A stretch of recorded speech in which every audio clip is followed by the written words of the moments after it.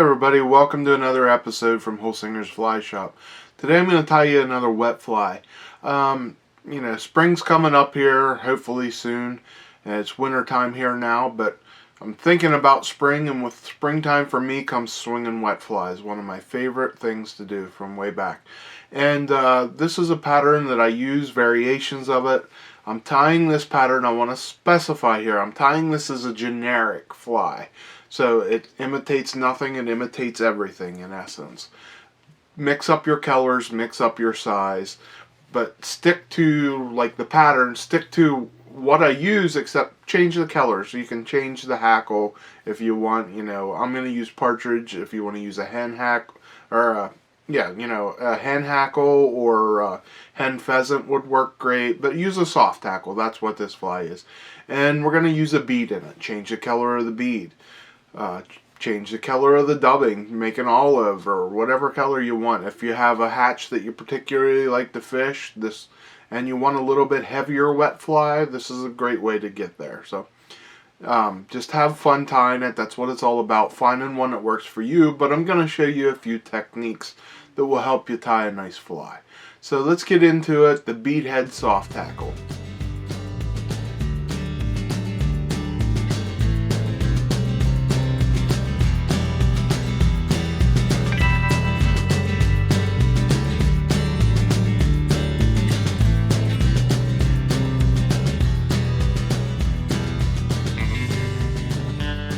Okay guys, here you see the device. This is a very, very buggy looking pattern, and it's a wet fly pattern with a soft hackle, and there's a bead in there. If I peel this back, you can just see the flash of the bead right there under my finger. So it's going to give you a little extra weight to get you down on the swing. If for some reason you want it to go just a little bit a little further underneath.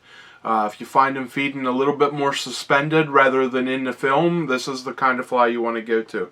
You can use a little bit bigger bead if you want. I'm just giving it more or less for a little bit of flash and for just a touch of weight.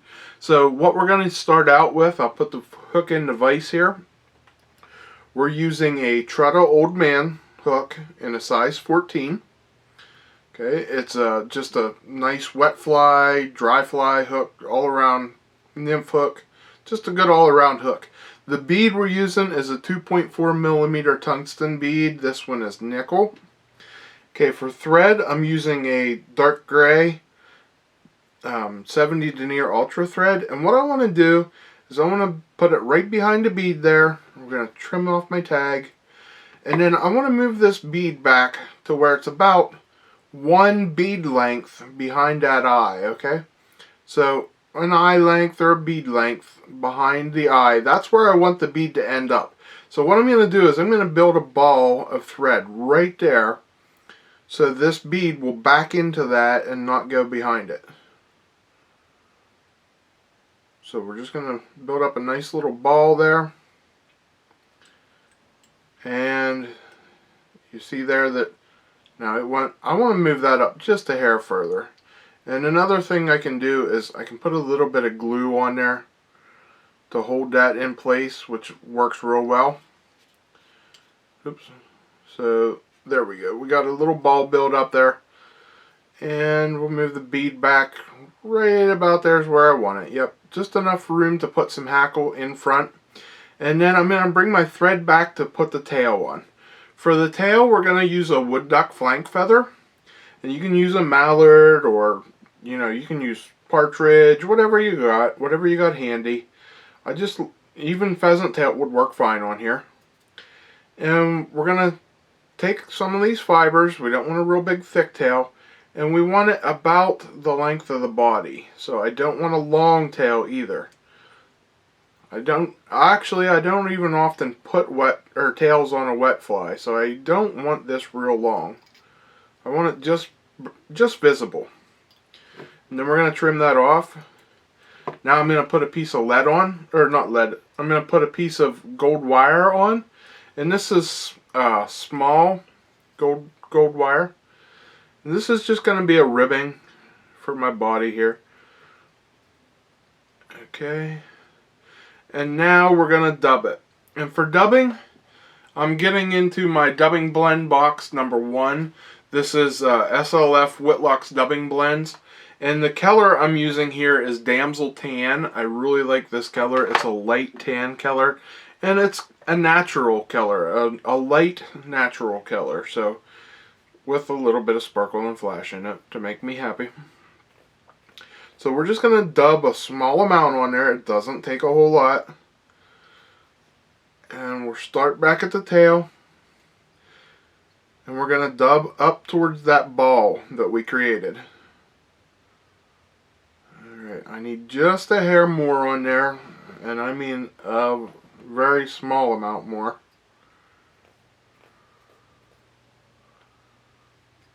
There we go. Because I want to taper this up towards that bead there. There we go. Now, you can see there, push that bead back. Now we're going to rib this up. And this is more or less a little bit of a protectant. And we're going to tie it off.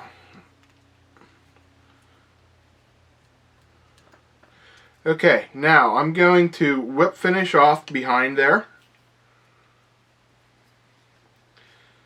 And I'm actually, on this one here, I'm actually doing it right there on that flat spot, just because the bead will roll up over it. And I want to be able to push back on that bead. I want to be able to push it back in there to the dubbing. You see how it goes tight up against that dubbing. So now I'm going to wrap in front of it and get my thread wrapped on here, and we're going to put our hackle on. For a hackle, I'm using a partridge skin. Nice partridge. I'm using smaller ones up here towards the neck area. And I'm going to do like I always do. You see me do it on all my wet flies and stuff. I'm going to strip the fluff off the back. Then I'm going to pinch the tip and pull the fibers back. Okay? Then we're going to tie it down, and we're going to tie it down with the bottom side down and tie it in by the tip. So we'll make a couple wraps there. And I'm going to get my hackle pliers. And this is only going to take like a nice full wrap, maybe a wrap and a half. And that is plenty. Now I'm going to wrap it off. And I'm going to trim both of those tags. Now, one thing, you don't want to overdo your hackle on a wet fly. Less is better. As always, thin is in. That kind of thing. You don't want to overdo it. And you don't want to build the head up too big either. You want the head proportionate. And that's it. That's all that's to this great little wet fly. It was that easy to tie. So give it a try. Like I said, mix and match your colors. Don't crowd the head. And that's pretty much it. Have fun tying it. And if you want, you can put a little dab of head cement on there. We're going to do that since I have enough room. And it'll clean it up just a little bit better. Oops. I'm using Bone Dry. I like to use Solarez Bone Dry for head cement. It works very quickly. And we'll hit it with our light. And it takes just a couple seconds and it's hard. So there you go, guys. Very simple bead head soft tackle. Okay, I really hope you like the fly. It's a fun one for me to tie. I like to go back every now and then. You know, you tie a million perdigons, you want something different. I like to switch it up. A lot of times that's wet flies for me. Wet flies or streamers. And this was one that I enjoyed tying, so I thought I'd share it with you. So give it a try, change the colors up, and just have fun. That's what fly tying is all about. Experimenting, finding things that works for you, works in your area, and you know, put your spin on it so it, you know, you have a little bit of investment in it, so you want to fish it harder. And you know, we got a few things at the shop going on now. We have our Bugs and Beard nights on Thursday nights, we always announce that on our Facebook page, on the Bugs and Beard Facebook page.